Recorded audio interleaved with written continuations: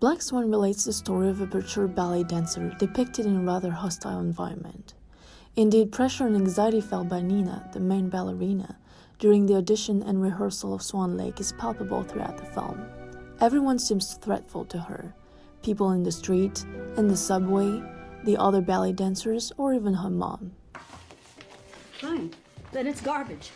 Thus, and thanks to the help of her mom, she's excluding herself from the threat of her environment by putting a distance between her and the other characters.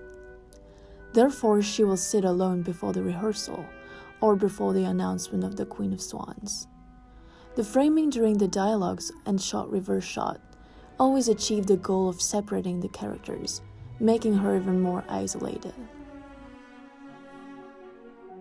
As a matter of fact, when Nina is surrounded by other characters, she's usually very still. While not dancing, her immobility in the frame makes her powerless, and we feel that she's just a simple viewer of her life. This contrasts with her will to over-control her movements, which stops her to perform at her best. This is your moment, Nina. Don't let it go. In the scene, we see the open doors like a window displaying the composition of a painting. We are perceiving an odd low-key lighting with the harsh vertical lines of the doors, mirrors, lamp and wallpaper. This unfamiliar feeling focuses on the scene itself, while indirectly drawing Nina's relationship dynamic with her mother. The characters blend in their environment with the color of their clothes, like a camouflage, making their action even more irrelevant. The color atmosphere is dull, synonymous of the tension between the daughter and the mother. Indeed, Nina is really infantilized, as shown sitting on the floor in an inferior position. Look how pink, so pretty. As we see in the whole film, the atmosphere of our room doesn't fit our age. Pastel pink colors, stuffed animals and a music box indicates that the mother is protecting her daughter from the dangerous outside world, and especially herself. Her mother is trying to fake the innocence and purity of a girl's bedroom.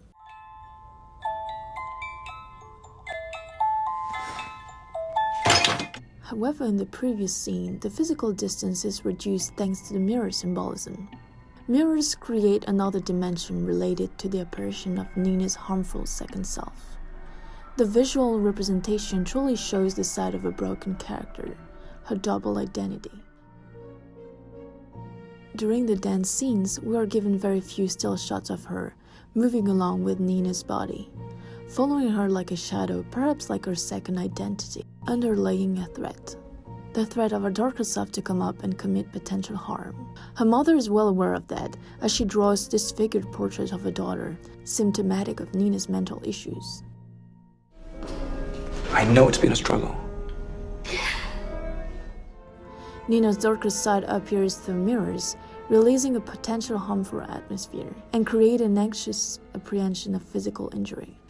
The real work will be your metamorphosis into her evil twin.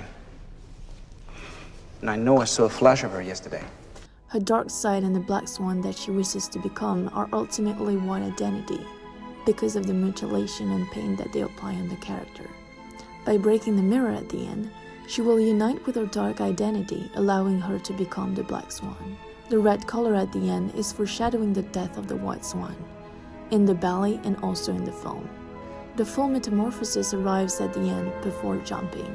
The shape of the light forming an egg, symbolic of a rebirth adding to the fade to white, reveals the death of the white swan, the innocent but fearful one.